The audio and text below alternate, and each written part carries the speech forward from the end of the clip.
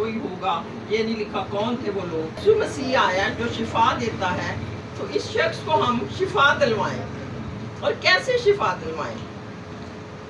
انہوں نے سوچا ہوگا چل میری مدد کر، ایک نے دوسرے کو بولا ہوگا چلو ہم اس کی چارپائی لے کے، تو پلان بنایا ہوگا کہ چلو بھائی ہم اوپر سے چھت توڑیں اور چھت سے وہ نیچے لٹکائیں چارپائی، تو ہم یسوع مسیح کو بولیں گے کہ اس کو شفا دے. اب ان کا اتحاد دیکھیں، ان کی یونٹی دیکھیں. چاروں نے پہلے چھت توڑی.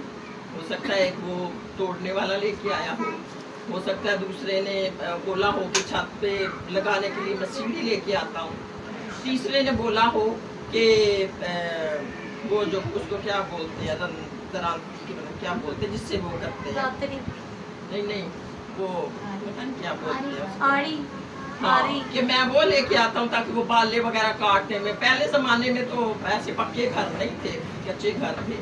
اب ان کا اتحاد دیکھیں، پھر وہ یہ نہیں ڈرے کہ ہم اوپر سے اس کو اتاریں گے تو نیچے اتنی دنیا ہے، اتنی بھیڑ ہے یسوع کے پاس، تو کسی کے اوپر نہ گر جائے چارپائی، یا ہم اوپر سے پتھر گرائیں گے تو کہ کسی کا سر نہ پھٹ جائے.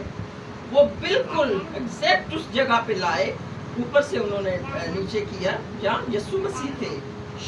یہ سب ان کے اتحاد کی وجہ سے ہوا، اور وہ آدمی شفا پا گیا. یسوع نے بولا کہ تیرے گناہ معاف ہو گئے. یسوع مسیح نے جہاں بھی شفا دی ہے ہم دیکھتے ہیں اس نے بولا تیرے گناہ معاف. نہ صرف وہ شفا دیتا ہے بلکہ ہمارے گناہوں کو بھی معاف کرتا ہے. کتنی بڑی بات ہے. شفا تو ملتی ہے، جتنوں کو بھی شفا دی ہے. ہم بائبل پڑھنے والے سب جانتے ہیں وہ ہمیں شفا کے ساتھ ہمارے گناہوں کو بھی معاف کرتا ہے. اسی طرح اس شخص کو بھی خداوند نے کہا تیرے گناہ معاف ہوئے، اور وہ فوراً اٹھ کے کھڑا ہو گیا.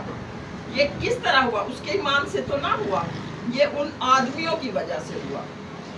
ان آدمیوں کی وجہ سے جنہوں نے چارپائی پہ اس کو یعنی وہ جگہ کھودی، زمین پر لٹکایا، اوپر سے چھت پر سے زمین پر.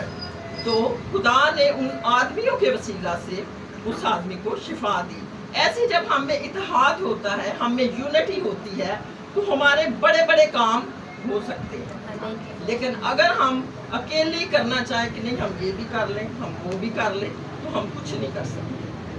تو خدا نے ہمیں بہت بڑا یہ سبق سکھایا، خدا کے کلام نے، کہ ہمیں اتحاد میں رہنا ہے، اور ہر وقت ہمیں کوشش کرنی ہے کہ ایک دوسرے کے ساتھ یونٹی میں رہیں، متحد ہو کے رہیں، ان لکڑیوں کی طرح جو گٹھے کی صورت میں.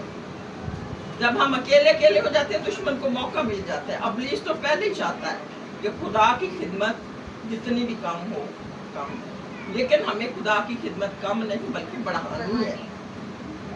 پھر ہم ایک اور والا دیکھیں گے کہ یوحنا کا دوسرا عام خط